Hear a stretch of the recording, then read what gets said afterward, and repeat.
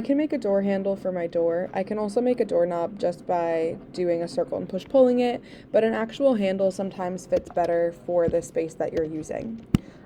So to make a door handle, you are going to not build it directly onto your house. Go kind of off to the side, and we're going to make a rectangle in either the red or green direction, and then erase one side so that you're left with this like C shape. And then the sizing really doesn't matter too much for this because we can always change it a little bit later. And then I'm going to orbit to kind of look at it from the side like this. And I want to make a circle again in either the red or green direction. And the circle is going to be how like thick the handle itself is. And then I'm going to turn to the other side. I'm going to use my select tool. And I'm going to hold shift on my keyboard. This is going to allow me to select multiple things. And I'm going to click on all three parts of that C. So they should all be highlighted in blue. Again, I can do that by clicking with the select tool and holding shift to select multiple things. Then you're going to go to your menu bar. There's no shortcut tool for this. There's no shortcut key for it. And you're going to choose the follow me tool. And then click on your circle. What the follow me tool does is it takes that shape that you're selecting and brings it, like drags it along the path that you previously selected. So it's able to kind of create, it's like push pull, but it can go around corners. So now we've got that kind of door handle. With my select tool, I'm going to click on this 3 times really quick.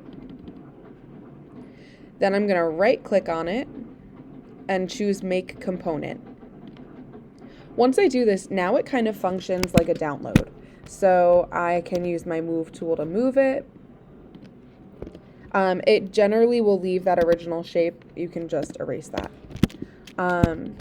I can use my move tool to move it. Obviously it's not facing the right direction, so now I can spin it using my move tool.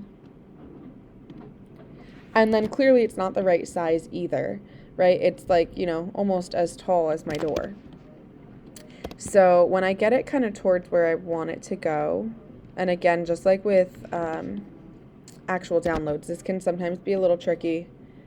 Do your best. Takes a couple tries to really get it where you need it to be.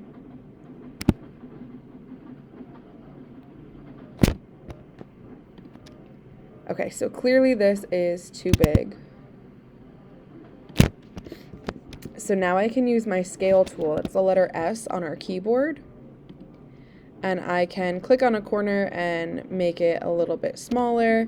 And then if I like, you know, most of it, but it's too tall, I can just drag to shrink it down that way, or, you know, you can kind of play with it and adjust it from there. And then just keep kind of fidgeting with it until you get it where you want it to be. Make sure that you orbit, though, to make sure that this doesn't happen where it's just kind of floating in midair.